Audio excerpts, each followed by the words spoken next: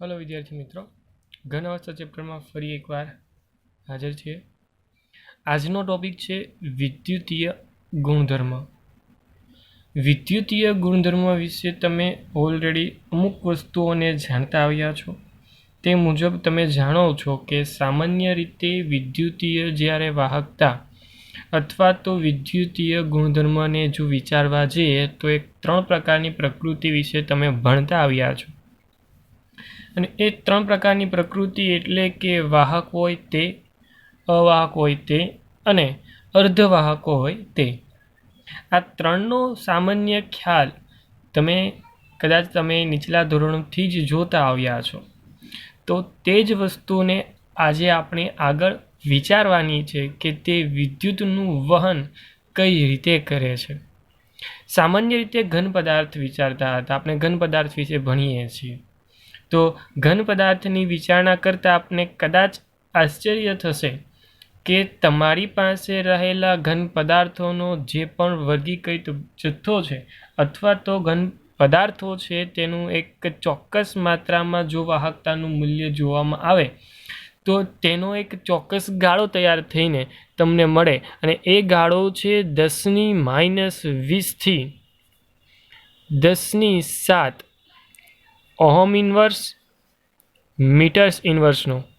આ જે તમને લખાવીને આપવામાં આવેલો જે ગાળો છે તે ગાળો વાહકતા દર્શાવે છે। એનો મતલબ એમ છે કે વાહક પદાર્થો હોય, અર્ધવાહકો હોય કે પછી અવાહકો હોય, આ રેન્જમાં તે પોતાની વાહકતાનું મૂલ્ય ચોક્કસ દર્શાવે છે।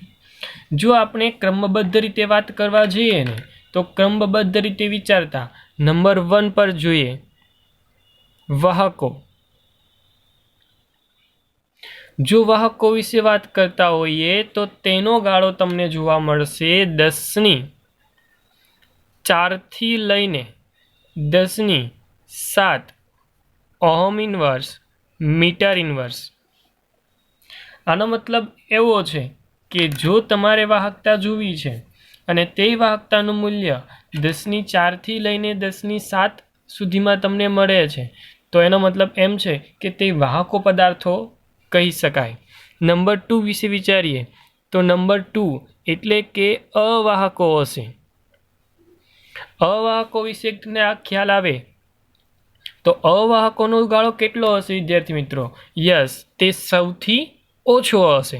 તો પાછળથી વિચારીએ કે 10⁻20 થી લઈને 10⁻20 થી લઈને 10⁻10 ઓહમ ઇન્વર્સ મીટર ઇન્વર્સ। તમને કદાચ ખ્યાલ છે જ કે તમારી પાસે રહેલો ત્રીજો એટલે કે જે બંને વચ્ચેનો છે એટલે કે અર્ધવાહકો। જો અર્ધવાહકો વિશે વાત કરવામાં આવે તો તેની રેન્જ તમને મળશે, તેનો ગાળો મળશે તે બંને વચ્ચેનો એટલે કે 10⁻6 થી લઈને 10⁻4 ઓહમ ઇન્વર્સ મીટર ઇન્વર્સ। આ રેન્જ કદાચ તમે સમજી શકો છો કે તમારી પાસે એક ચોક્કસ રેન્જ અનુસાર તમને આ 3 પ્રકારના પદાર્થોનું વર્ગીકૃત વાહકતાને આધારે ઘન પદાર્થો વિશે આપણે જોઈએ તો વાહક પદાર્થ હોય તો 10⁻4 થી 10⁻7 સુધીમાં હશે, અવાહક હોય તો 10⁻20 થી 10⁻10 સુધીમાં હશે અને અર્ધવાહકો હશે તો 10⁻6 થી 10⁻4 ઓહમ ઇન્વર્સ મીટર ઇન્વર્સના રેન્જમાં હોય છે। આ જે તમને દર્શાવું છું તે વાહકતાનો ક્રમ છે અને કદાચ આપણે જાણીએ છીએ તે મુજબ 10⁻20 થી લઈને 10⁻7 એનો મતલબ તો એમ થયો કે તે તમને 27 ક્રમથી વધુનો વિસ્તાર દર્શાવે છે। 27 એટલે કદાચ આ રેન્જની જ વાત કરી રહ્યા છે તો ક્રમ તમને દર્શાવે છે કે 27 કઈ રીતે? તો 20 થી 0 0 થી 7 કુલ 27 ઘાતને આધારે કદાચ વિચારી શકાય અને સરળતા છે વિચારવા માટે। તો આમ વાહકો હોય, અર્ધવાહકો હોય કે અવાહકો હોય એ ચોક્કસ પ્રકારની પ્રકૃતિને આધારે પોતાનું એક એબિલિટી દર્શાવે છે કે પોતાની પાસે રહેલી મૂવમેન્ટ બતાવે છે ઇલેક્ટ્રોનની, અને એના જે ઇલેક્ટ્રોન હોય અથવા તો એના જે અણુ પરમાણુ વિશેની ખાસિયતતા છે તે આજે આપણે અહીંયા જોવાની છે. નંબર 1 થી સ્ટાર્ટ કરીએ તો નંબર 1 એટલે કે ધાતુઓમાં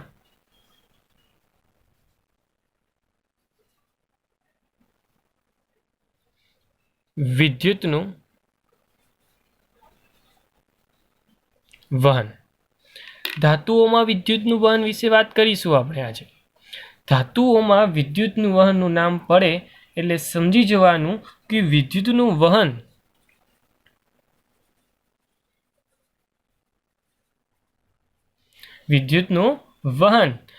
નંબર 1 એવી રીતે કહી શકીએ કે ઇલેક્ટ્રોન અથવા તો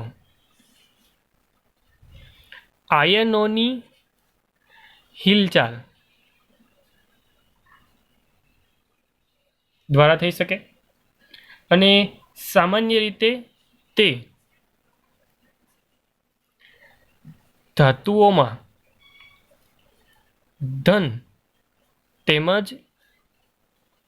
ઘન તેમજ પીગલિત અવસ્થામાં હશે. જ્યારે તમને જોવા મળે છે તેનું ઘન અથવા તો પીગલિત અવસ્થામાં. સામાન્ય રીતે તમને આ બે મુદ્દાઓ તમને દર્શાવવા માટે તત્પર થાવ એટલા માટે જ, કેમ કે જો આ વસ્તુ છે તો એ ધાતુઓમાં વિદ્યુતનું વહન દર્શાવવા માટે તત્પર છે. નંબર 1 ની વાત કરવામાં આવે કે તમારી પાસે જો બે ભાગમાં વિભાજિત થઈને હું વિભાગ બતાવું તો પહેલા વિભાગમાં આવશે ધાત્વિય વાહકો, અને બીજા વિભાગમાં તમને હું ગોઠવીને આપી શકું તો એ બધા હશે વિદ્યુત વિભાજકો.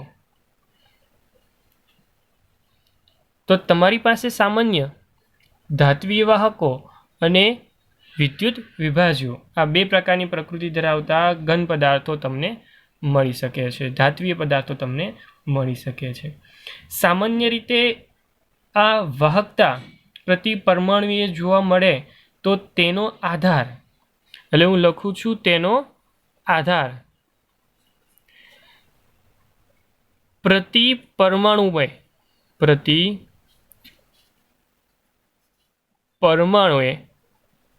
મળતા સંયોજકતા ઇલેક્ટ્રોનની સંખ્યા પર આધાર રાખે. કેના પર આધાર રાખે છે વિદ્યાર્થી મિત્રો? પ્રતિ પરમાણુએ મળતા સંયોજકતા ઇલેક્ટ્રોનની સંખ્યા પર. પરમાણુએ મળતા સંયોજકતા ઇલેક્ટ્રોન કેટલા છે તે મુજબ તેની વાહકતા અથવા તો વિદ્યુતના વહનની બાબત નક્કી થાય છે. યાદ રાખજો, આપણે આગળના 11થના કક્ષા દરમિયાન આપણે સમજી ચૂક્યા છે કે ધાત્વિય પરમાણુઓની પાસે પરમાણ્વીય કક્ષકો પણ છે અને આણ્વીય કક્ષકો પણ છે, જેમની ઉર્જા એટલી નજીક હશે અહીંયા કે જેને કારણે અહીંયા પટોની રચના થાય છે. ફરી એકવાર જે વસ્તુ બોલું છું તે કદાચ તમે ધોરણ 11માં ભણી ચૂક્યા છો. ધાત્વિય પરમાણુ જેટલા પણ છે તેની પાસે પરમાણ્વીય અને બીજી કઈ આવશે? યસ, આણ્વીય કક્ષકો રહેલી છે. ઓકે, અને આ જે કક્ષકો છે તેમની ઉર્જા એકબીજાથી એટલી નજીક છે કે જેને કારણે શું થાય છે? પટની રચના થાય છે. શું કહી શકીએ છીએ આપણે? પટની રચના થાય છે. અહીંયા હું પટનું નામ જે પાડું છું એ સામાન્ય શું છે એને સમજીએ. પહેલાં તમારી પાસે સામાન્ય કક્ષાઓને આધારે વિચારવા જઈએ તો હું એક્ઝામ્પલ તરીકે લઈ લઉં છું. કોઈ તમારી પાસે પી કક્ષક છે. પી કક્ષક એટલે સામાન્ય રીતે 5 પેટા કક્ષકોને આધારે વિચારવા જઈએ એટલે 10 ઇલેક્ટ્રોન પી કક્ષક છે એટલે 3 હશે, P X Y, P Y Z અને પી ઝેડ એક્સ. એટલે આપણે કદાચ જાણીએ છીએ તે મુજબ તમારી પાસે ક્રમબદ્ધ તેમાં ગોઠવણી થાય, ને ક્રમબદ્ધ ગોઠવણી થાય છે એટલે સમજી શકાય છે કે જે કક્ષકમાં તમારા ઇલેક્ટ્રોનનું જવાની ક્રિયા છે અથવા તો જ્યાં ઇલેક્ટ્રોન તમારા રહેલા છે એક પટ તેવો છે અને એક પટ એવો હશે કે જ્યાં ઇલેક્ટ્રોન જઈ શકે છે, એટલે કે ખાલી પટ કે જ્યાં ઇલેક્ટ્રોન જવા માટેની શક્યતાઓ તમને મળી શકે છે.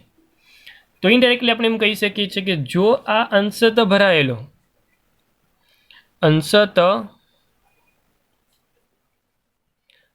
ભરાયેલા હોય, કેવા હોય? અંશતઃ ભરાયેલા હોય અથવા તે ઊંચી ઉર્જા વાળા નથી હોતા.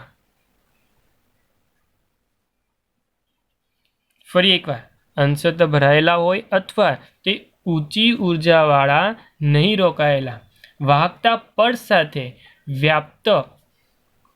વાહકતા પટ સાથે વ્યાપ્ત થાય તો ઇલેક્ટ્રોન સરળતાથી લાગુ પાડેલા વિદ્યુત ક્ષેત્ર હેઠળ વહે છે અને ધાતુ વાહકતા દર્શાવે છે. ઇનડાયરેક્ટલી તમને મેં એ વસ્તુ એક્સપ્લેન કરી કે જે તમારી વાહકતાને આધારે દર્શાવેલી છે. ફરી એક આખા મુદ્દાને સમજીએ, ખાસ ધ્યાનપૂર્વક સમજીએ. અંશતઃ ભરાયેલા તે ઊંચી ઉર્જાવાળા નથી. ધેટ મીન્સ કે આપણે કદાચ જાણીએ છીએ કે જ્યાં ઇલેક્ટ્રોન ઓલરેડી તમારી પાસે રહેલો છે અથવા તો ઇલેક્ટ્રોન જ્યાં તમારી પાસે સમાયેલા છે, જે કક્ષકમાં ઇલેક્ટ્રોન રહેલા છે તે જે ઊંચી ઉર્જાવાળા નથી, સાથે સાથે અંશતઃ ભરાયેલા, સંપૂર્ણ ભરાયેલા પણ નથી. તે પટને શું નામ આપ્યું? વાહકતા પટ સાથે. સંપૂર્ણ રીતે ભરાયેલા ન હોય, ઊંચી ઉર્જાવાળા પણ નથી તેવા પટ વાહકતા પટ સાથે વ્યાપ્ત હોય તો ઇલેક્ટ્રોન સરળતાથી વિદ્યુત ક્ષેત્ર હેઠળ, વિદ્યુત ક્ષેત્રની અંદર જ્યારે તે જશે એટલે શું થશે? તે સરળતાથી ઇલેક્ટ્રોનનું જવાની ક્રિયા કરશે. શું બોલું છું? ફરી એકવાર સમજીએ એક સરળ આકૃતિ દ્વારા. તમારી પાસે બે પટની વાત કરીએ છીએ. પહેલો પટ એટલે કે ભરાયેલો પટ, જેને કંઈક આ સિમ્બોલથી આપણે દર્શાવીએ છીએ. જો તમારી પાસે કંઈક આવો એક પટ છે જેમાં ભરાયેલા ઇલેક્ટ્રોન છે, કે જેને કારણે એને નામ આપ્યું મેં ભરાયેલ પટ. આ ભરાયેલ પટ જે છે તે સરળતાથી જે ખાલી પટ છે તેની સાથે બંધ બેસતો છે. ખાલી પટ જે છે તે મેં ઉપર દર્શાવી દીધો અને તે બંને વચ્ચે સરળતાથી વ્યાપ્ત પ્રમાણે મેં સંયુગ્મન બતાવ્યું, એટલે કે સરળ રીતે જોડાયેલો છે તે રીતે જ બોલીએ છીએ અને તે સમિશ્રિત થયો છે એવો શબ્દ પણ પ્રયોજી શકું છું. આ એક ઉર્જાનું લેયર છે. જેમ ઉપર તરફ જઈએ ને તેમ ઉર્જાનું મૂલ્ય વધતું જાય છે. આ એવા છે કે જ્યાં ઇલેક્ટ્રોનની મળવાની શક્યતા છે. જ્યારે તમારો ઇલેક્ટ્રોન અહીંયાથી અહીંયા તરફ જવાની ક્રિયા કરે છે અને જો તે અહીંયાથી અહીંયા સુધી જશે એટલે ઇલેક્ટ્રોનનું જે વહન થાય છે કે તેને જ કારણે તમારો જે પણ ભાગ છે તે વિદ્યુતનું વહન કરી રહ્યો છે, તે રીતેની પ્રકૃતિ ગુણધર્મ તેની પાસે છે એવું વિશે આપણે વિચારી શકીએ છીએ. પરંતુ આ વસ્તુ આપણે વિચારી શકીએ છીએ એ ક્યારે ને ક્યારે? તો ફક્ત ને ફક્ત ધાતુ પદાર્થ હોય ત્યારે, જેમાં ભરાયેલો પટ અને ખાલી પટ, ફરી એકવાર બોલું છું, ભરાયેલો પટ અને ખાલી પટ એ સમિશ્રિત થયા હોય અથવા તો એકદમ નજીક હોય. સ્વાભાવિક છે કે ઇલેક્ટ્રોન સરળતાથી કોઈ એક્સ્ટ્રા એનર્જી વગર વિદ્યુત ક્ષેત્રની અંદર આવતા જ તે અહીંયાથી છટકીને અહીંયા સુધી જવા માટે તત્પર છે. અહીંયાથી છટકીને અહીંયા જવા માટે તત્પર છે. તો ભરાયેલા પટમાંથી ખાલી પટ જવા માટે ઇનડાયરેક્ટલી તે ઇલેક્ટ્રોનનું ચોક્કસ પ્રકારની ફેરગોઠવણી થાય છે. થોડી વાર પહેલાં જ આપણે પહેલા મુદ્દામાં જોયું કે વિદ્યુતોનું વહન ક્યારે થઈ શકે? તો કે ઇલેક્ટ્રોન હોય કે આયન હોય તેની હિલચાલ દ્વારા થાય. આ વિદ્યુત ક્ષેત્રની નીચે પદાર્થ તમારો આવ્યો અને ઇલેક્ટ્રોનની હિલચાલ થઈ, તો ઇનડાયરેક્ટલી શું થયું? વિદ્યુતનું વહન. સિમ્પલ લોજિક હતો કે જેને આપણે સમજવા માટે કદાચ આપણે આકૃતિનો ઉપયોગ કર્યો. આ જ આકૃતિ જો આપણે વિચારવા જઈએ ને તો અર્ધધાતુ અને ધાતુમય પદાર્થ અર્ધધાતુની વાત નથી કરતો હું, અર્ધવાહક અને અવાહક વિશે પણ વાત કરીએ છીએ. તો વિચારીએ કે તમારી પાસે અર્ધવાહક છે. ફરી એકવાર ઉર્જાની દ્રષ્ટિએ દોરેલો આ ભાગ એવો છે કે જ્યાં ઇલેક્ટ્રોન મળવાની સંભાવના વધુ છે. આ ભાગ જે હતો તે જ રીતે, પરંતુ જે ખાલી પટ છે તે કંઈક અલગ રીતે ગોઠવાયેલો છે. કદાચ જોઈ શકો છો કે તમારી પાસે રહેલા આ બંને પટ વચ્ચે એક થોડુંક અંતર છે, જે ઉર્જાની નાની ઉર્જા ગેપ, જેને ગેપ શબ્દથી હું ઉલ્લેખું છું, નાની ઉર્જાનો ગેપ. જે નાની ઉર્જા ગેપ છે તે તમને જોવા મળે છે. ખાલી પટ અને ભરાયેલા પટ વચ્ચે એક થોડોક એવો ગેપ જોવા મળે છે. એટલા માટે તે અર્ધવાહકો છે. કેવા છે વિદ્યાર્થી મિત્રો? અર્ધવાહકો.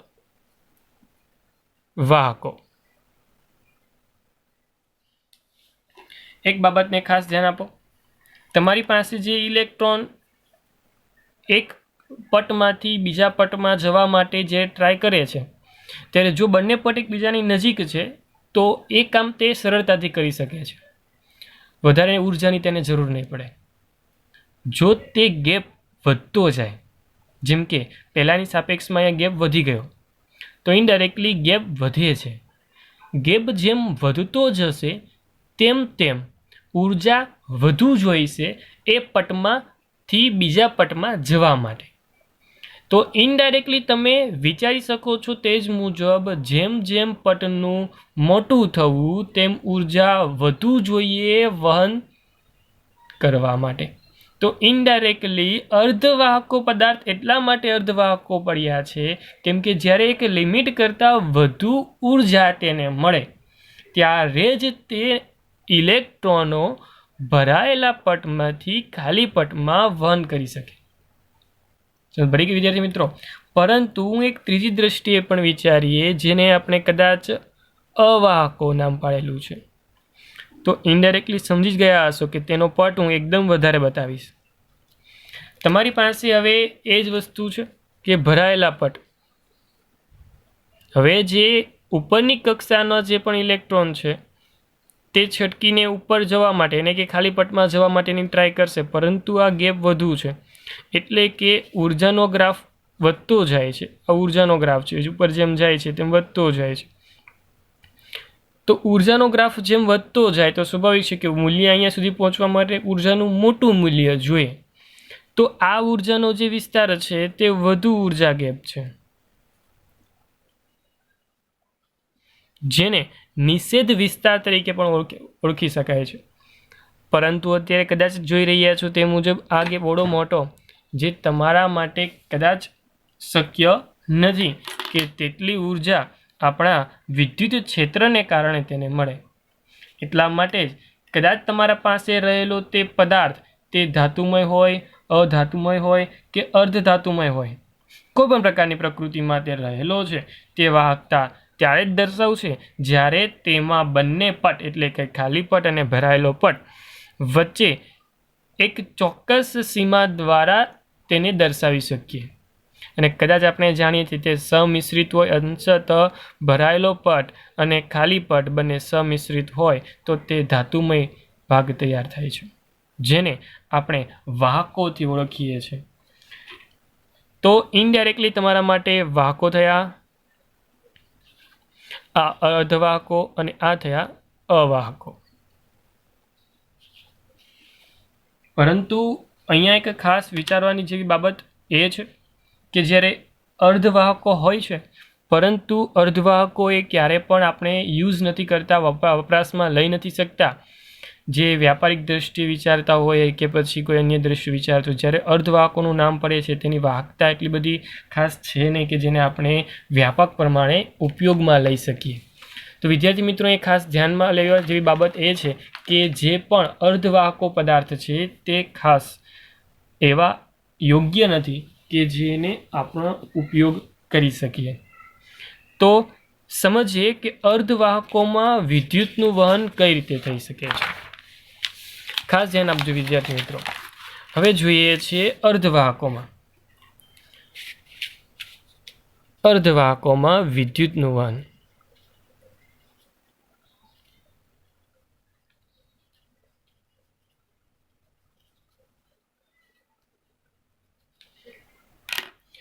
સમજો, જેમ જેમ તાપમાનનો વધારો થાય તો કદાચ તમે જાણો છો કે તાપમાન વધે એટલે એક ચોક્કસ એનર્જી ઇલેક્ટ્રોનને મળશે, એક ચોક્કસ એનર્જી મળે એટલે સરળતાથી તે એ નાનો એવો ગેપ હતો તેને પાર કરીને જવા માટે એબલ થઈ જશે. તો ઇનડાયરેક્ટલી એમ કહી શકો કે તાપમાનમાં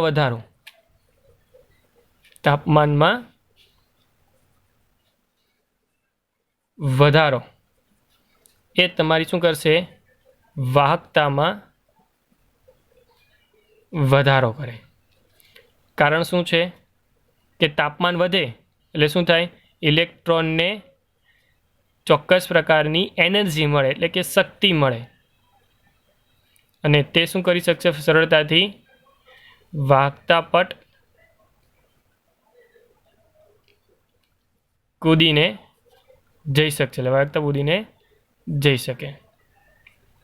ક્લિયર? તો ઇનડાયરેક્ટલી તમારી પાસે તાપમાનનો વધારો એક પહેલું એવું માધ્યમ તૈયાર કરે છે કે જે સરળતાથી તમારા પદાર્થની વાહકતાને દર્શાવી શકે છે. એક્ઝામ્પલ તરીકે અર્ધવાહકો જો તમને કોઈ મળતા હોય તો એ અર્ધવાહકો સિલિકોન અને જર્મેનિયમ કહી શકીએ. જે સામાન્ય રીતે કહીએ ને તો આંતરિક અર્ધવાહકો છે. કેવા છે વિદ્યાર્થી મિત્રો? આંતરિક અર્ધવાહકો. હમણાં જ આપણે વાત કરી તે મુજબ ક્યારે પણ આંતરિક અર્ધવાહકો પ્રાયોગિક ઉપયોગિતામાં લઈ શકાતા નથી. તો હું લખી શકું છું કે પ્રાયોગિક ઉપયોગિતા માટે ઓછા ઉપયોગી. મતલબમાં એમ કહી શકીએ છીએ કે તે પ્રાયોગિક ઉપયોગમાં લઈ શકાતા નથી. પરંતુ આજના યુગમાં તમારી પાસે રહેલા પદાર્થોમાં અથવા તો સર્કિટોમાં બહુ બધી વસ્તુ એવી તમારી પાસે છે હાલમાં જેમાં અર્ધવાહકોના ઉપયોગો વધુ થયેલા છે. અને તે શું છે, કઈ રીતે વપરાય છે તેના બેઝમાં રહેલી વાત. એટલે કે જ્યારે પણ અશુદ્ધિ પ્રમાણમાં ઉમેરીને જ્યારે પણ અશુદ્ધિ પ્રમાણમાં ઉમેરીએ. કેમાં ઉમેરીએ છીએ? આંતરિક અર્ધવાહકોમાં. ફરી એકવાર, આંતરિક અર્ધવાહકોમાં અશુદ્ધિ પ્રમાણમાં ઉમેરીએ ત્યારે તેની વાહકતામાં વધારો કરી શકીએ છીએ. શું કરીએ છીએ આપણે? વાહકતામાં વધારો. ફરી એકવાર વાત કરીએ તો આંતરિક અર્ધવાહકો તમારી પાસે ઓલરેડી સિલિકોન જર્મેનિયમ જેવા છે, તેમાં હું અમુક અશુદ્ધિ નાખું છું કે જેને કારણે મિશ્ર ધાતુ જેવું કોઈ પદાર્થ બનવાનો છે. યસ, બનશે. થોડો ઘણા પ્રમાણમાં મિશ્ર ધાતુ લઈ શકીએ અથવા તો તેમાં ચોક્કસ પ્રકારની અશુદ્ધિ એન્ટર કરીએ છીએ. તો એન્ટર કરવાની જે ક્રિયા છે, મતલબમાં અશુદ્ધિ ઉમેરવાની ક્રિયા છે, તે પ્રક્રિયાને કહેવામાં આવે છે ડોપિંગની ક્રિયા. શું કહેવામાં આવે છે વિદ્યાર્થી મિત્રો? ખાસ ડોપિંગ. વિધાનને લખું તો એવી રીતે લખી શકે: અશુદ્ધિ પ્રમાણમાં ઉમેરી વાહકતા વધારી શકાય. આ પ્રક્રિયાને ડોપિંગ કહે છે. તો અહીંયા તમારા માટે શબ્દ અગત્યનો બને છે, ડોપિંગ. ડોપિંગ એટલે શું? મેં તમને પહેલાં જ કીધું તે મુજબ તમારી પાસે રહેલો અર્ધવાહક પદાર્થ જેની અંદર હું નાખું છું અશુદ્ધિ નાખીશ એટલે તમારો જે પણ પદાર્થ છે તે પદાર્થની વાહકતામાં વધારો થશે. અને આ અશુદ્ધિ નાખવાની જે ક્રિયા છે તે ક્રિયાને શું કહેવામાં આવે છે? ડોપિંગ. હવે અશુદ્ધિ તરીકે તમે શું નાખી શકો છો? હવે અશુદ્ધિ સ્વરૂપે જે આપણે અશુદ્ધિ ઉમેરીએ છીએ તો તેની અંદર અશુદ્ધિ તરીકે તમે બે સ્વરૂપના પદાર્થો નાખી શકો છો. નંબર 1, પહેલાં તો ઇલેક્ટ્રોન સમૃદ્ધ હોય તેવા, અને નંબર 2 ઇલેક્ટ્રોન ઉણપ હોય તેવા. ફરી એકવાર, તમારી પાસે અશુદ્ધિ છે તો એ કયા સ્વરૂપની હોવી જોઈએ એ પણ જરૂરી છે, એ પણ ખ્યાલ હોવો જરૂરી છે. તો અહીંયા અશુદ્ધિ 2 પ્રકારની છે. એક ઇલેક્ટ્રોન સમૃદ્ધ હોય તેવી, નંબર 2 ઇલેક્ટ્રોનની ઉણપ હોય તેવી. અને સરળતાથી ઇલેક્ટ્રોન જે છે ત્યાં સમૃદ્ધ હશે કાં તો તે ઉણપ ધરાવતો હશે, બેમાંથી કોઈ પ્રકારની પ્રકૃતિ ધરાવતો હશે. ઇનડાયરેક્ટલી તમારા જે પણ અશુદ્ધિ ઉમેરવાની ક્રિયા છે તેને કારણે ઇલેક્ટ્રોનીય ક્ષતિ દાખલ થાય છે. શું દાખલ થાય છે? ઇલેક્ટ્રોનીય ક્ષતિ. એટલે અર્ધવાહકમાં જે પણ અશુદ્ધિ ઉમેરવાની ક્રિયા છે તે ઇલેક્ટ્રોનીય ક્ષતિ સ્વરૂપમાં પણ સ્વીકારી શકું, વિચારી શકું છું. તો આમ તમારી પાસે જે અર્ધવાહકો હતા ને તે અર્ધવાહકો સરળતાથી સારા એવા વાહકો બનવા માટે તૈયાર થયા. પરંતુ સામાન્ય 2 જ વસ્તુ એવી છે કે જે તેની વાહકતા વધારે છે, એવા સમૃદ્ધ પદાર્થો, એવા ઇલેક્ટ્રોન સમૃદ્ધ પદાર્થો અથવા તો એવા ઇલેક્ટ્રોન ઉણપવાળા પદાર્થો. 2 પ્રકારની પ્રકૃતિ અહીંયા તમારી સામે રજૂ થઈ છે, ઇલેક્ટ્રોન સમૃદ્ધ, ઇલેક્ટ્રોન ઉણપ. તો આ બંનેને સમજીએ કે કઈ રીતે તે ઉપયોગી છે. હવે ખાસ વિદ્યાર્થી મિત્રો ધ્યાન આપશો તમે, તમારી પાસે હવે નંબર પહેલો કે જે ઇલેક્ટ્રોન સમૃદ્ધ અશુદ્ધિ સ્વરૂપે લઉં છું.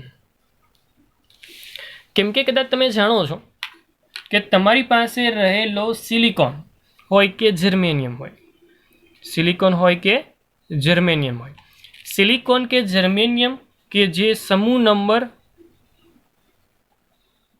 14ના તત્વ છે, તેની સંયોજકતા ઇલેક્ટ્રોન 4 ધરાવે છે, કે જેને કારણે એમ બોલી શકીએ છીએ કે તમારી પાસે રહેલા એ 4 ઇલેક્ટ્રોનો દરેક પરમાણુ બીજા 4 પડોશી સાથે સહસંયોજક બનાવતા હશે. સહસંયોજક બંધ રચતા હોઈ શકે છે. ઇનડાયરેક્ટલી તમારી પાસે જે પણ સિલિકોન હશે કે કોઈ જર્મેનિયમ હશે, એ જે સ્ફટિક છે તેની સ્ફટિક રચના એવી હશે કે જેની બાહ્યતમ કક્ષામાં 4 છે ઇલેક્ટ્રોનની જવાબદારી ગણવા જોઈએ તો. અને કદાચ આ વસ્તુ તમે જાણો છો કે ઇલેક્ટ્રોનની દ્રષ્ટિએ આ સિલિકોન અને જર્મેનિયમ સમૂહ નંબર 14ના છે. સ્વાભાવિક છે કે સંયોજકતા 4 છે, બાહ્યતમ કક્ષામાં 4 ઇલેક્ટ્રોન હોય તો સ્વાભાવિક છે કે સ્ફટિક બનાવતી વખતે તે 4 ઇલેક્ટ્રોનની ભાગીદારી કરશે, અને આ ભાગીદારી એટલે કે 4 પડોશીના તત્વો સાથે તે સરળતાથી ગોઠવાય. આ વસ્તુ કદાચ તમને સમજ પડી ગઈ છે, યાદ રહી ગઈ છે, તો એને ધ્યાન પર લઈને બાબતને ફોકસમાં લેવા જઈએ.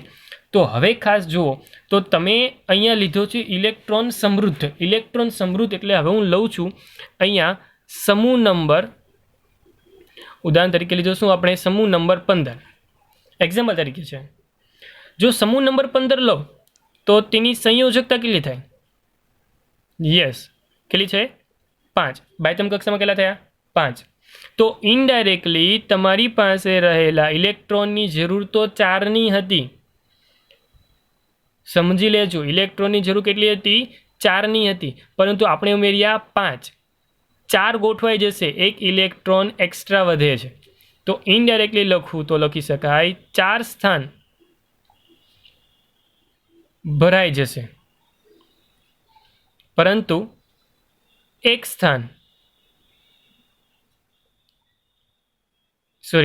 ઇલેક્ટ્રોન એક વધારાનો ઇલેક્ટ્રોન બાકી રહેશે. ફરી એકવાર શું થયું? 4 સ્થાન ભરાઈ ગયા છે. કદાચ આપણે જાણીએ છીએ તે મુજબ 4 સ્થાન તમારા એવા છે કે જે સરળતાથી બાકી છે, કેમ કે કોઈ સિલિકોન હોય કે જર્મેનિયમ હોય, બાહ્યતમ કક્ષામાં 4 છે તો એ 4ની જરૂર પડે તેને સંતૃપ્ત થવા માટે, સેટિસ્ફાય થવા માટે. પરંતુ આપણે તો એવો નાખ્યો અંદર તત્વ કે જેની સંયોજકતા 5 છે, જે 5 આપવા માટે તૈયાર છે, પરંતુ સ્વીકારાય તો 4 જ છે. તો 4 સ્વીકારાઈ જશે, 5માંથી 4 સ્વીકારાઈ જશે, પરંતુ એક ઇલેક્ટ્રોન એવો છે કે જે ઇલેક્ટ્રોન સરળતાથી વિસ્થાનીકૃત થશે. શું થશે વિદ્યાર્થી મિત્રો? વિસ્થાનીકૃત. ઇનડાયરેક્ટલી તમારી પાસે જે 5મો ઇલેક્ટ્રોન જે છે, જે સામાન્ય રીતે વિસ્થાનીકૃત થાય છે, તે ઇલેક્ટ્રોન સરળતાથી તે આખા જ સ્ફટિકની અંદર ફરતો રહેશે. એટલે આ વિસ્થાનિક ઇલેક્ટ્રોન ડ્રોપ કરેલા સિલિકોનની વાહકતામાં વધારવાનું કારણ બની જાય છે. તો ઇનડાયરેક્ટલી વિસ્થાનીકૃત જે પણ ઇલેક્ટ્રોન છે તે ડ્રોપ કરેલા સિલિકોનની વાહકતા વધારે છે. શું કરે છે? સિલિકોનની વાહકતા વધારે છે. તો ઇનડાયરેક્ટલી એમ કહી શકાય કે વાહકતાનો વધારો કેના આધારે છે? યસ, ઇલેક્ટ્રોન ઋણ વીજભારિત ઇલેક્ટ્રોનને આધારે. તો ઇનડાયરેક્ટલી કહી શકીએ છીએ વાહકતાનો વધારો ઇલેક્ટ્રોનને કારણે છે. અને આ જે ઇલેક્ટ્રોનની જે પ્રકૃતિ જોઈ તેના પરથી કહી શકીએ છીએ કે ઇલેક્ટ્રોન સમૃદ્ધ અશુદ્ધિ હોય તો ડ્રોપ કરેલા સિલિકોનને આપણે શું કહીએ છીએ? નેગેટિવ ચાર્જ હોય તો શું કહીએ? એન પ્રકારના. કયા પ્રકારના કહીએ છીએ આપણે? સ્મોલ એન પ્રકાર.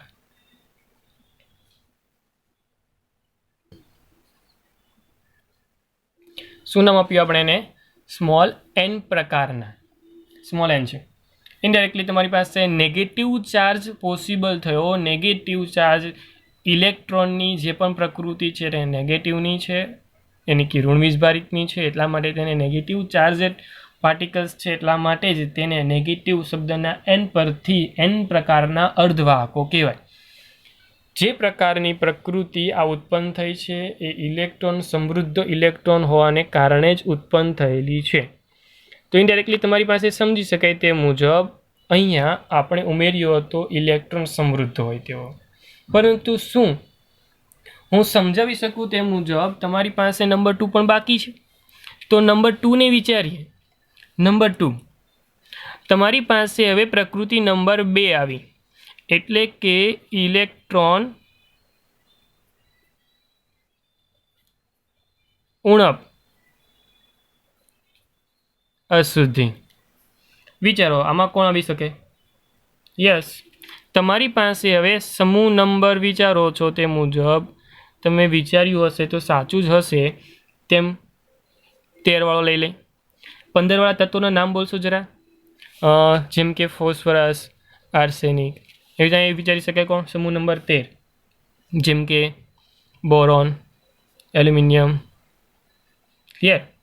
ચા તો વિચારી શકાય કે સમૂહ નંબર 13 સંયુક્ત ઇલેક્ટ્રોન કેટલા હશે? 3. ઓકે ને? તો ઇનડાયરેક્ટલી જોઈતા હતા 4, આપ્યા ફક્ત 3. તો 3 સ્થાન ભરાયેલા, 1 સ્થાન ખાલી. એવું થયું ને? 3 સ્થાન ભરાઈ ગયા છે, 1 સ્થાન ખાલી છે. અને જ્યાં 1 સ્થાન ખાલી છે ને તેને કહેવામાં આવે છે છિદ્ર, અથવા તો તેને કહેવામાં આવે છે ઇલેક્ટ્રોન રિક્તતા. ઇલેક્ટ્રોન નથી, ઇનડાયરેક્ટલી તેને શું નામ આપ્યું? છિદ્ર અથવા તો ઇલેક્ટ્રોન રિક્તતા. હવે ખાસ સમજવાનું છે, તમારી પાસે ઇલેક્ટ્રોનની ક્ષમતા હતી 4ની સિલિકોન, જર્મેનિયમ વિચારીએ છીએ 4 ઇલેક્ટ્રોન જોઈએ છે આપણે, પરંતુ આપણે ફક્ત આપ્યા કેટલા? તો કે 3 ઇલેક્ટ્રોન. કેટલી જગ્યા બાકી? તો કે 1 ઇલેક્ટ્રોનની. તો ઇનડાયરેક્ટલી આપણે જે કામકાજ કરતા હતા તો તેની અંદર જે પણ સ્ફટિક રચાયો તો એ સ્ફટિકની અંદર એક જગ્યા એવી વધે છે કે 3 ઇલેક્ટ્રોન આપ્યા પછી એક જગ્યા એવી વધે છે કે જે જગ્યા ખાલી છે. તો ઇનડાયરેક્ટલી આ શું તૈયાર થયું? છિદ્ર રચાયું. જે ભાગ ખાલી છે કે જ્યાં ઇલેક્ટ્રોન મળવાની સંભાવના નથી તેને છિદ્ર બોલીએ છીએ, અથવા તો ઇંગ્લિશમાં બોલીએ તો તેને નોટ શબ્દથી પણ પ્રયોજી શકાય છે. સમજીએ આગળ. હવે ઇનડાયરેક્ટલી કહીએ તો પડોશી પરમાણુમાંથી ઇલેક્ટ્રોન હવે શું કરશે? આ છિદ્રમાં આવી જશે. ફરી એકવાર બોલું છું, તમારી પાસે કોઈ પરમાણુ પાસે એ છિદ્ર રચાયું. સ્વાભાવિક છે કે એ છિદ્ર રચાયું છે તો પડોશીના જેટલા પણ ઇલેક્ટ્રોનો છે તેમાંથી કોઈ એક ઇલેક્ટ્રોન છટકીને આ છિદ્રમાં આવી જશે. એ ભાગને સમજાવવું કંઈક આ રીતે, જેમ કે તમારી પાસે સિલિકોન અને બાયતમ કક્ષામાં 4 એવી રીતે એલ્યુમિનિયમ મેં નાખી દીધો છે. એલ્યુમિનિયમ નાખીશ, સ્વાભાવિક છે કે આ બધા સિલિકોનને આધારે રચાયેલા સ્ફટિક રચના છે. એ થોડીક એક્સપ્લેન કરું તો આવી રીતે કંઈક હશે. આવી રીતે સિલિકોન ગોઠવાયેલા છે અને અશુદ્ધિ સ્વરૂપમાં જે પણ પ્રકૃતિમાં નાખું છું તે પ્રકૃતિ પ્રમાણે વિચારવા જે આ બધા ઇલેક્ટ્રોનો જે પણ છે તે અરસપરસ પોતાના ઇલેક્ટ્રોનની ભાગીદારીને આધારે રચાયેલા છે. ઓકે, આનો એક ઇલેક્ટ્રોન અહીંયા છે, આનો એક ઇલેક્ટ્રોન અહીંયા છે, આનો એક ઇલેક્ટ્રોન અહીંયા, આનો એક ઇલેક્ટ્રોન અહીંયા. હવે અંદર મૂક્યો છે મેં બોરોન. બોરોનનો એક ઇલેક્ટ્રોન, બોરોનનો બીજો ઇલેક્ટ્રોન અને બોરોનનો ત્રીજો ઇલેક્ટ્રોન. તો ઇનડાયરેક્ટલી આ સ્થાન એક એવું બાકી વધે છે, આ સ્થાન એક એવું બાકી વધે છે કે જ્યાં ઇલેક્ટ્રોન મળવાની સંભાવના કેવી થઈ ગઈ? 0, અથવા તો ત્યાં ઇલેક્ટ્રોન નથી. એટલે ઇલેક્ટ્રોનીય છિદ્ર ત્યાં રચાયું. શું રચાયું? ઇલેક્ટ્રોનીય છિદ્ર. જ્યાં ઇલેક્ટ્રોન નથી તે ભાગ ઇલેક્ટ્રોનીય છિદ્ર. ઇલેક્ટ્રોનીય છિદ્ર રચાયું એટલે આ એ એવો ભાગ છે કે જે સક્રિય ભાગ તરીકે લઈ શકાય. એટલે તેની અડોશ પડોશના કોઈ પણ ઇલેક્ટ્રોન ત્યાંથી છટકીને પોતાનું સ્થાન છોડીને ક્યાં આવશે? તો કે અહીંયા સ્થાને. એટલે હું હવે બતાવું છું તે ખાસ જોજો. તમારી પાસે રહેલો આ ઇલેક્ટ્રોન છટકીને અહીંયા આવે તો સ્વાભાવિક છે કે અહીંયા ખાલી સ્થાન તૈયાર થશે, અહીંયા ખાલી સ્થાન તૈયાર થશે અને અહીંયા ઇલેક્ટ્રોન આવી જશે. ઓકે ને? તો ઇનડાયરેક્ટલી ઇલેક્ટ્રોન આ તરફ આવ્યો અને જે છિદ્ર છે તે આ તરફ ગતિ કર્યું. ફરી એકવાર જ ક્રિયા પાછી થશે. અહીંયા છિદ્ર છે, અહીંયાથી કોઈ ઇલેક્ટ્રોન પાછું અહીંયા આવશે, છિદ્ર આ તરફ જશે, એટલે ઇલેક્ટ્રોન ફરી એકવાર આમ પાછો આવશે, છિદ્ર આ તરફ જશે. તો ઇનડાયરેક્ટલી તમારી પાસે જે પણ ઇલેક્ટ્રોનની હેરફેર છે એ છિદ્રને કારણે પોસિબલ થઈ અને આ ઇલેક્ટ્રોનની જે હેરફેર છે તેને કારણે વાહકતામાં વધારો છે એ આપણે જાણીએ છીએ. પરંતુ આપણે એ વસ્તુ ક્લિયર કરવાની છે અહીંયા કે ઋણ વીજભારીય રીતે નહીં, પરંતુ જે છિદ્ર છે તેને કારણે તમારા આ ધાતુમય ભાગમાં એક ચોક્કસ પ્રકારની વાહકતામાં વધારો થયો. એટલા માટે જ હું બોલું છું કે વિદ્યુત ક્ષેત્રની હેઠળ, ખાસ જોજો, સમજો, વિદ્યુતીય ક્ષેત્રની હેઠળ ઇલેક્ટ્રોન ધનભાર ધરાવતી પ્લેટ તરફ ઇલેક્ટ્રોન છિદ્ર દ્વારા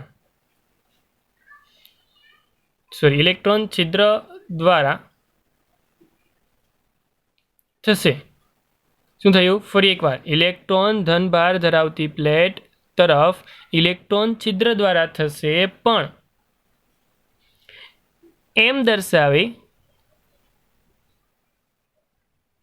એમ દેખાશે કે ઇલેક્ટ્રોન છિદ્ર ધનભાર વડે રોકાય.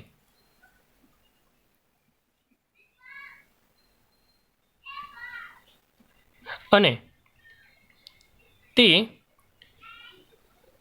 ઋણભારિત પ્લેટ તરફ ખસેલ છે. જે મેં આ વસ્તુ તમને દર્શાવ્યું તે વિશે વાત કરી રહ્યો છું વિદ્યાર્થી મિત્રો. આ ઇલેક્ટ્રોનનો ઋણ વીજભારિત ભાગ, જેને નામ આપ્યું છે ઋણ વીજભારિત પ્લેટ, તો ઇલેક્ટ્રોન ધનભારિત પ્લેટ તરફ, સ્વાભાવિક છે આ ઇલેક્ટ્રોન અહીંયા આવ્યો તો એ જ્યાં ધનભારિત પ્લેટ હતી ક્યાં ગઈ? ઇલેક્ટ્રોન તરફ. ઓકે ને, આ ઇલેક્ટ્રોન અહીંયા આવે છે તો આ ક્યાં ગઈ? અહીંયા તરફ ઇલેક્ટ્રોન છિદ્ર દ્વારા જશે. ઇલેક્ટ્રોન છિદ્ર દ્વારા જ જાય છે, પણ એમ દર્શાવાય છે કે ઇલેક્ટ્રોન છિદ્ર ધનભાર વડે રોકાયેલા છે. ઇલેક્ટ્રોન છિદ્ર ધનભાર વડે રોકાયેલા છે તો ઇનડાયરેક્ટલી તમારી પાસે જે પણ આ રોકાયેલા છે નહીં, પરંતુ એવો ભાસ થાય છે, એવું આપણે સમજીએ છીએ કે તમારી પાસે જે ખાલી ભાગ છે તે ખાલી ભાગ એટલે કે ધન વીજભારિત ભાગ ખરેખર ધન વીજભારિત ભાગ નથી. પણ કદાચ તમને ક્ષતિ વિશે જોતા હતા ત્યારે પણ આ વસ્તુની વાત કરી ચૂક્યા છીએ કે જ્યાં ઇલેક્ટ્રોન વિશે વાત કરતા હોઈએ છીએ કે ધાતુ વધી જાય છે, ધાતુ વધતી નહોતી, અહીંયા ઇલેક્ટ્રોનની દ્રષ્ટિએ અથવા તો જે પણ ઋણ વીજભારની દ્રષ્ટિએ જોવા જતા એ તમારા ઋણ વીજભારિત ભાગ ઘટતા હતા, એટલા માટે એમ કહીએ છીએ કે ધાતુ વધી ગઈ હતી. તો ઇનડાયરેક્ટલી આપણે અહીંયા એ જ વસ્તુને સમાવેશ કરીને વસ્તુ સમજી શકાય છે. તો અહીંયા સમજીએ તો એ રીતે ઇલેક્ટ્રોન ઉણપ છે તો અહીંયા છિદ્રની હેરાફેરી થાય છે. છિદ્ર એટલે કે આપણે સમજીએ છીએ તે મુજબ ધનભારિત ભાગ, અને જો ધનભારિત ભાગ વિચારતા હોઈએ તો તેને પોઝિટિવ બોલીએ છીએ. જેમ અહીંયા નેગેટિવમાં n પ્રકારની વાત કરી તો અહીંયા પોઝિટિવ છે તો આપણે આને બોલીશું p પ્રકારના અર્ધવાહકો. શું બોલ્યું આપણે તેને? p પ્રકારના અર્ધવાહકો. જેમાં n પ્રકારના તો અહીંયા p પ્રકારના. આમ ઇન્ડાયરેક્ટલી જોવા જઈએ ને તો તમારી પાસે બે પ્રકારની પ્રકૃતિ જોવા મળી. અર્ધવાહકો જે હતા તે સામાન્ય દ્રષ્ટિએ બે પ્રકારની અશુદ્ધિ ઉમેરીને આપણે તેને સંપૂર્ણ વાહકો અથવા તો તેની વાહકતામાં વધારવાની ટ્રાય કરી, અને એ વાહકતા વધવાની સાથે સાથે તેના સારા એવા ગુણધર્મો પણ ચેન્જ થાય છે વાહકતાની દ્રષ્ટિએ જોઈને.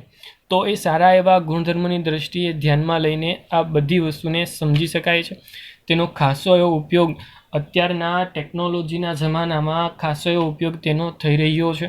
બહુ બધી આ ઉપકરણો સાધનોમાં અથવા તો વિદ્યુતીય દ્રષ્ટિએ જ્યારે વાહક પદાર્થોનું નામ પડે તો ત્યારે બનતા બહુ બધી ટ્રાન્ઝિસ્ટર હોય, ડાયોડ હોય, સોર્સ કોસિસ હોય, બહુ બધા એવા ઉપકરણો છે કે જેની અંદર અર્ધવાહકો પદાર્થનો ઉપયોગ થઈ રહ્યો છે અથવા તો થતો આવ્યો છે, થાય છે, કે જેના ઉપયોગથી તૈયાર થતી વસ્તુઓ છે.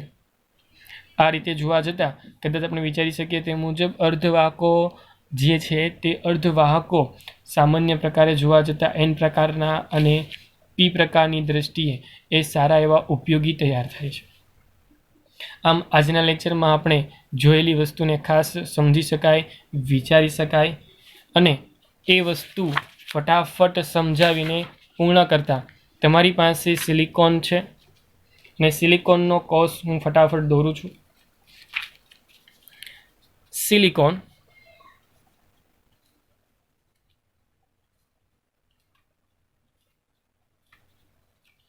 અને તેની જે પણ ઇલેક્ટ્રોનની અરસપરસ ગોઠવણી છે કંઈક આ રીતે થયેલી હશે.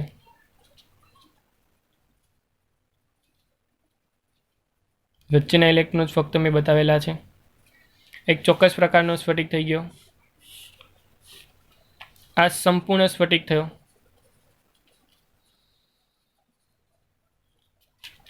નંબર 2 વિચારીએ. તમારી પાસે ફરી એકવાર સિલિકોનની ગોઠવણી કરીને લેટિસ બનાવું, સ્ફટિક બનાવું, સ્ફટિક, પરંતુ હવે અશુદ્ધિ ઉમેરું છું. વિચારી શકાય અશુદ્ધિ કઈ પ્રકારની ઉમેરું? નેગેટિવ પ્રકારની. નેગેટિવ એટલે કે n પ્રકારની બનાવવા માગું છું. n પ્રકારની બનાવવા માગતો તો સ્વાભાવિક છે કે તેની બાહ્યતમ કક્ષામાં 5 ઇલેક્ટ્રોન હોવા જોઈએ. બાહ્યતમ કક્ષામાં 5 ઇલેક્ટ્રોન એટલે કે હું ઉમેરી દઉં છું સમૂહ નંબર 15નો કોઈ તત્વ એટલે કે ફોસ્ફરસ ઉમેરીશ એટલે તમે સમજી ગયા કે બાહ્યતમ કક્ષામાં કેટલા ઇલેક્ટ્રોન? 5. 1 2 3 4 અને કોઈ એક્સ્ટ્રા મૂકી દો અહીંયા 5. સમજી શકાય. 1 2 3 4 5 6 7 8 12 13 14 15 16 જે બી હોય તે. અહીંયા એસઆઈનો એક, આ એસઆઈ એક, આ તરફથી એસઆઈ તરફથી એક, ઉપરના એસઆઈ તરફથી એક. આ જે ઇલેક્ટ્રોન છે ને ઇલેક્ટ્રોન, યસ, મુક્ત ઇલેક્ટ્રોન થયો. કેવો ઇલેક્ટ્રોન થયો? મુક્ત ઇલેક્ટ્રોન. જે આખા સ્ફટિકની અંદર ફરવા માટે ચલિત થયેલો છે, તો ઇનડાયરેક્ટલી તે મુક્ત ઇલેક્ટ્રોનથી n પ્રકારની પ્રકૃતિના અર્ધવાહકો તૈયાર થાય છે. એવી જ રીતે સમજીએ SI.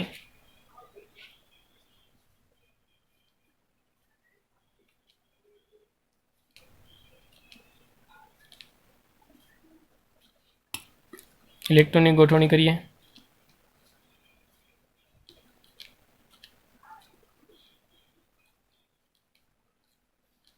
ઇલેક્ટ્રોનની ગોઠવણી કરતાં વચ્ચે મૂકવાનો ભાગ એટલે કે હવે સમૂહ નંબર 13નો મૂકું. સમૂહ નંબર 13નો એટલે કે એલ્યુમિનિયમ મૂકી દો. પ્રથમ કક્ષામાં 3, 1, 2, 3. તો આ ભાગ જે છે તે ખાલી ભાગ છે. કયો ભાગ છે? ખાલી. જેનું શું કહીશ? છિદ્ર. ઇલેક્ટ્રોનીય છિદ્ર. કેવું?